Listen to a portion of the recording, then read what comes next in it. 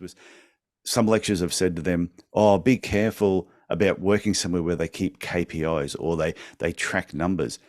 And what I find hilarious about that, I'm like, hang on, you're the lecturer. Do you or do you not give the students exams? Why do you give them exams if numbers aren't important? Why the hell are students given exams? They're given exams because you want to know they're competent. I heard the same thing personally as well while I was going through. Yeah, It's a stigma. It's a stigma. It's a culture there that gets drummed into.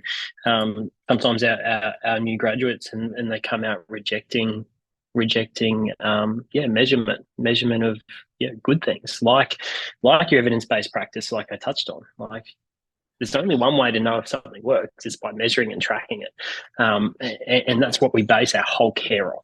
mm, So it's a really interesting one, and that's why I raised this point because I think more education in the industry is needed around it to promote it, to allow people to understand what it's there for, so they can embrace it, get better outcomes for their patients, but also make better careers of themselves and make better careers in the industry. And like you touched on at the start about the podcast that you thought might be up the top, why I fell out of podiatry. If more people knew about yeah. how to track their performance, how to have a successful career and get great patient outcomes at the same time, they get more reward and they would stay in this industry longer. Yeah, and I think part of the problem with metrics, numbers, KPIs, whoever they want to, whatever term they want to use, I think some employers don't understand what they are.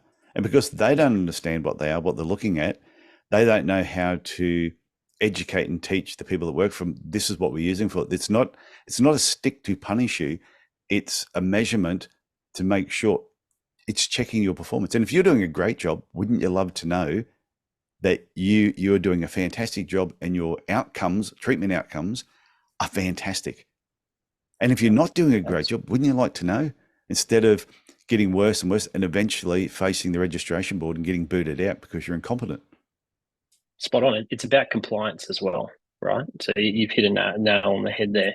I've even seen some job posts, and I think you have too, Tyson, that state that they don't track any KPIs or any metrics or anything Oh like that. yeah, And I read that, and that's fine. Every culture is different across the board, but I call a little BS to that because yeah, KPIs standards, you've got it for compliance factors. If you're not doing your treatment notes, all right, and they're not tracking that you're not doing your treatment notes, you are going to get audited and possibly kicked out of the profession. Like there's standards and KPIs across every business. It doesn't yeah. matter what, and it's to drive that compliance and also professionalism up. So a lot of people reject the term KPI, benchmarks, metrics. Like we said, standards, operational standards. They're all really the same thing, just a different term from them. Because they think about the KPI or that metric as the goal, whether Mm, that be patient rebook, whether it be cancellation, whether it be orthotic dispense rates, whatever that is. That's not the goal. That's just a data set to measure our performance, what we're doing in the clinic, so we can learn if we can be better. If it got a good outcome, we can reproduce that and understand. Or if we've got a bad outcome, we can measure that and go, all right, we need to change something. What can we work on to be a better professional?